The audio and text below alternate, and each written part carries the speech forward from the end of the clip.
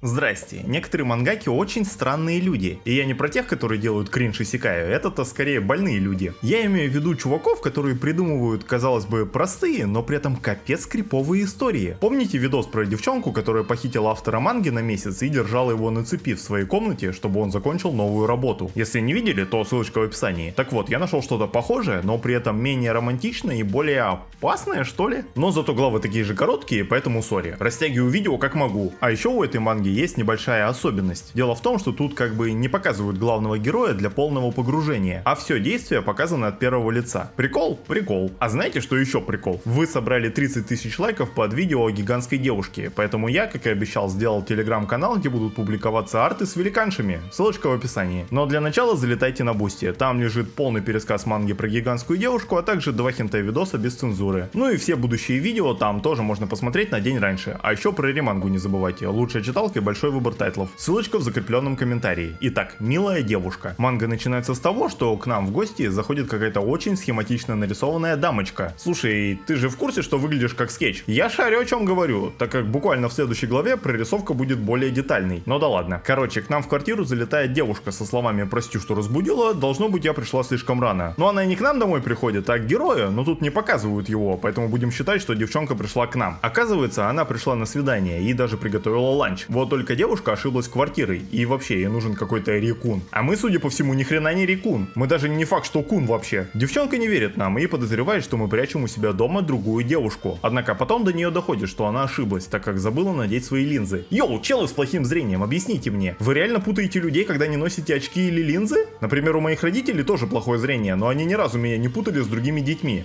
Вроде. Короче, прошла неделька. За дверью нашей квартиры, ну в смысле квартиры героя, ну вы поняли. В общем, за дверью было шумно, так как мужик по соседству съехал. Хоть мы и не видели его самого, но грузчики вынесли всю мебель и очистили квартиру. Если вы еще не поняли, то тут нам мягко намекают на его смерть. Очко, конечно, сжалось немного, но интересно же, что это за девчонка такая. Вдруг в нашу дверь кто-то позвонил. Оказывается, это девушка нашего соседа. Мы узнаем 2 вещи. Во-первых, девчонка стала лучше прорисована, а во-вторых, она рассталась со своим парнем. Ведь выяснилось, что у него был роман на стороне, и он скрывал это. Мы, конечно же, осуждаем этого кобеля, но сами время зря не теряем и уже строим глазки освободившейся даме. Девчонка говорит, что ее это больше не волнует, и вообще она пришла, чтобы извиниться за тот раз. А еще она сделала торт, чтобы загладить свою вину. Ну, от торта мужчина в здравом уме отказаться не может, поэтому мы приглашаем девчонку к себе домой. Она, недолго думая, соглашается и проходит внутрь. И тут мы замечаем странную улыбочку на ее лице. Так, если она будет меня убивать, вы там в полицию-то заяву напишите, а то будет обидно, если это преступление так и не раскроют, хотя я про него целое видео снял. Мы, конечно же, извиняемся за бардак, хотя манга настолько схематичная, что тут тяжело рассмотреть мусор, но допустим. Тем более девчонке все нравится. Мы уходим налить чайку и нарезать тортик, а девушка остается одна у нас в зале, и этот момент нужно запомнить. Будете его потом в суде пересказывать. Девушка говорит, что тортик маленький, поэтому не стоит волноваться о ее порции. А еще она случайно называет нас по имени. И если что, в этой вселенной нас с вами зовут Икута. Странное имя. Мы спрашиваем девушку, откуда она знает наше имя. В этот момент она краснеет и выдает довольно правдоподобную отмазку. Мол, она часто перебирала письма в почтовом ящике Рекуна и туда по ошибке закидывали нашу почту. Там было написано необычное имя Икута, поэтому она его запомнила. И мы такие, окей. Девчонка еще раз извиняется, а затем называет свое имя. Ее зовут Юэ. И да, это типичное имя Яндере, как и Юна. Да, фанатка Юйки? Про тебя я тоже сниму обзор когда-нибудь. Юэ просит позаботиться о ней, а мы уже планируем, как будем веселиться с этой милашкой. Но мы же не знаем, что она сумасшедшая. Хотя, если честно, даже если бы знали, на одно свидание все равно бы сгоняли. Короче, мы скушали тортик, который больше похож на странную бесплатную 3D-модельку. Он оказался вкусным. Девушка выдохнула с облегчением, так как боялась, что, возможно, добавила недостаточное количество.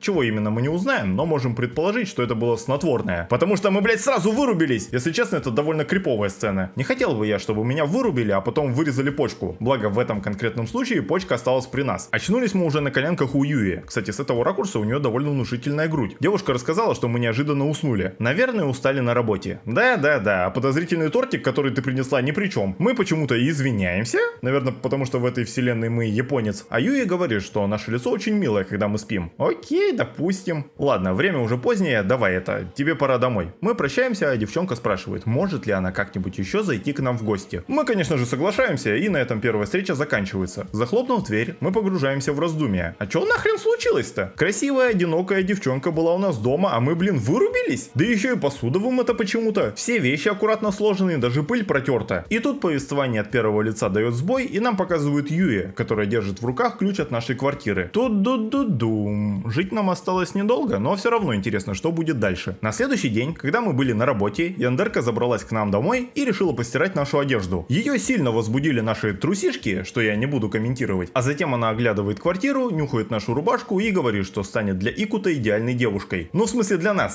станет идеальной девушкой, это теперь наша девушка. Ну, так просто проще рассказывать. Вернувшись домой, мы замечаем, что в квартире стало очень чисто. От страха мы даже матушке позвонили. Может, она к нам домой заглядывала? У нее как раз запасной ключ есть. Но оказывается, что мама тут ни при чем. А тем временем Юэ лежит у себя дома в кроватке и подслушивает наш разговор. Кстати, ее почему-то опять начали схематично рисовать. Девчонку очень веселит, что мы думаем, что дома убралась мама. А затем идут арты, где Юэ шарится в нашем бумажнике и устанавливает прослушку в нашем доме, пока мы лежим в отрубе. Охренеть. Я теперь никогда не буду спать. Все, с этого дня я больше не сплю. Сон делает тебя слабым, и любая яндерка может проникнуть в твой дом и установить прослушку. Кстати, все арты с яндеркой я выложил в своем телеграме. Некоторые очень атмосферные, особенно где она в глазок смотрит. Ссылочка в описании. На следующий день Юэ приоделась и вышла на улицу, чтобы следить за нами. Как раз в разгар всего мероприятия к ней подошли непонятные типы и решили подкатить свои яйца к нашей милашке. Однако девушка ответила категорическим отказом. И вообще, у нее уже есть человек, которого она любит. Один из челиков сразу понял, что Юэ как-то ненормальная, а вот второй инстинктом самосохранения не обладал, поэтому продолжил подкатывать к девчонке. Однако ничего не вышло. В 6 вечера Юэ типа случайно наткнулась на Икута. Ну, то есть наткнулась на нас. Девчонка хитро засветила свои ножки в коротком платье, а еще рассказала, что только что закрыла свой магазин и пошла за покупками. Мы случайно касаемся руками друг друга, а затем Юэ выдает самую надуманную причину зайти к ней в гости. Мол, она купила много продуктов. Что? В этот момент нас окрикивает женский голос. Это наша коллега по работе по имени Эдана. Какие тут необычные имена. Девушка зовет нас выпить после работы, что явно очень не нравится яндерке. Юэ не успела представиться, как Эдана предположила, что это наша девушка. Мы, конечно же, все отрицаем и говорим, что это просто подруга. Коллега рада это слышать, а вот Юэ, ну вы сами все видите по ее глазам. Короче, если я помру, канал завещаю кабанам. Вы там как-нибудь его на всех поделите и не забывайте про меня. Ладно, продолжим. К ребятам присоединяется еще один коллега по имени Мицуэ. Вот это нормальное японское имя, одобряю. Все знакомятся с Юэ, а затем отправляются тусить. Яндерка же явно опечалена. Она-то думала. Мицуэ хотел сказать, чтобы Икута пошел вместе с Юэ, но Эдана помешала ему. Тут мы понимаем, что наша коллега тоже влюблена в нас. Слушайте, в этой манге мы прямо на расхват. 50 тысяч лайков, и я учусь рисовать и делаю такую же мангу, но про Россию. Вы в прошлый раз не смогли, и в этот раз тоже не сможете, ложки. Яндерка прощается с нами, и мы идем бухать. Правда, у Юи явно есть план по тому, как избавиться от Эдана. Красивая страничка, кстати. В ресторанчике ребята обсуждают недавнюю аварию. Мол, какой-то псих сбил двух молодых парней и скрылся с места преступления. Эдана говорит, что ей теперь страшно ходить по улице в одиночку. Мы вспоминаем, что Юя как раз пошла домой одна, и начинаем переживать за нее. Что так-то бессмысленно, так как именно она сбила этих чуваков. Она же шизанутая. Эдана замечает, что мы в данный момент думаем о другой девчонке и начинает ругать нас. Как это у вас, женщин, получается читать наши мужские мысли, но только в очень ограниченном спектре? Типа, когда я думаю о классной девчонке, которую видел сегодня в магазине, вы сразу читаете мои мысли и устраиваете скандал. А когда я думаю, что сейчас было бы круто прикупить электробайк, то вы мои мысли резко перестаете читать. Ну нечестно же. Тем временем наша яндерка подслушивает разговор и гуглит информацию на Эдана. Оказывается, ей 24 года, у нее есть старший брат, и она живет одна. Короче, ей пиздец. Уже ночью наша Кахай нехило так напилась и начала приставать к нам. Мы же в это время думаем только о Юе. Вдруг Эдана говорит, что ее кое-что беспокоит. Она хватает нас за руку и просит пойти с ней куда-нибудь, где будем только мы вдвоем. Однако у нас есть голова на плечах, и мы совсем не хотим погибнуть от рук яндерки, поэтому отказываемся делать пошлые вещички с коллегой. На улице мы просим Мицую проводить Эдана домой, а сами отправляемся в другую сторону. Тут рассказ от первого лица опять сломался, и нам показывают, чем занимаются ребятки. Мицуя пытается подкатить к Эдана, но она его посылает. Пацан расстроился и пошел в магаз, а девчонке кто-то позвонил. Конечно же, это наша яндерка. Юя спрашивает, понравилась ли девушке вечеринка. Эдана узнает яндерку и спрашивает, откуда у нее этот номер. Юя игнорирует этот вопрос и говорит, что у нее есть одна просьба. Мол, ей очень жаль, что они с Рикуном разбежались, и возможно это отчасти ее вина. В скобочках, это полностью ее вина. Юя не хотела бы, чтобы это повторилось, поэтому она говорит напрямую: держись подальше от Икута, сука. В ответ Эдана только рассмеялась. Конечно же, она не будет выполнять выполнять эту просьбу. Затем девушка ехидно произносит, что они с Икута всего лишь коллеги. Юи говорит, что верит ей на слово, а потом кладет трубку. Мы же тем временем замечаем, что Яндерка все это время прямо за спиной у Эдана. В целом она могла бы убить ее в любой момент, но не будем об этом думать. Через пару секунд возвращается Мицуя с целой кучей бутылок. Ни хрена его на сушняк пробило, конечно. Тут Эдана говорит, что планы изменились и ей нужна его помощь. Икута же тем временем уже пришел домой. Не успели мы собраться с мыслями, как в дверь опять позвонили. Оказывается, наши коллеги приперлись к нам домой. Мол, Эдана сильно набухалась, а Мицуя не знает, где она живет, поэтому притащил ее к нам. Странное, конечно, решение проблемы. А что ты ее к себе не притащил? Парнишка усаживает девушку на ступеньку, снимает ее обувь, а затем сваливает, так как, понятное дело, она сама попросила его так сделать. Мы же остаемся с пьяненькой коллегой наедине. Ситуация, мягко говоря, щекотливая. В отделе кадров точно не поймут. И вот что с этим делать непонятно, так как главы на этом заканчиваются. Да, несмотря на то, что в манге вроде как 21 глава, что на одну главу больше, чем в пересказе Ори из Цепи Дракона, главы тут пиздец маленькие, всего по 5-6 страничек. Да и главы выходят раз в месяц. Да, автор явно не спешит. Однако манга все равно прикольная. Во-первых, я вроде никогда не читал историю от первого лица. Я знаю, что такое часто практикуют в визуальных новеллах, но именно в манге я такого не встречал. Во-вторых, я уважаю хорошо прописанных криповых яндер. Чё-то в последнее время таких мало в аниме. Одни милфы да гребаные фури. Что с вами не так? Давайте вернемся к истокам. Цундеры, яндеры, кудеры, дандеры и прочие деры. Вы вообще знали, что их больше 30 видов? Японцы, успокойтесь, вы что делаете? Ладно, на этом в целом все. Не уверен, что стоит об этом говорить, но если на этом видео будет 30 тысяч лайков, то я сделаю закрытый телеграм-канал с яндерками. С гигантскими девчонками сработало, может и тут проканает. Тем более яндеры крутые. А вот 50 тысяч лайков вам никогда не собрать, поэтому учиться рисовать я не буду. В общем, на этом все. С вас, как обычно, лайки, подписки, комменты. С меня новые видео и еще больше контента в телеграме. Также не забывайте про мой Twitch. Там мы смотрим аниме, общаемся на разные темы и снимаем обзоры вместе. Ну и, конечно же, залетайте на Бусти. Там видосы на день раньше и без цензуры. Скоро там будет большой пересказ новой манги, а также там все еще лежат 2 хентай видоса без цензуры. Все ссылочки я оставил в описании. На этом точно все. Еще увидимся. Пока.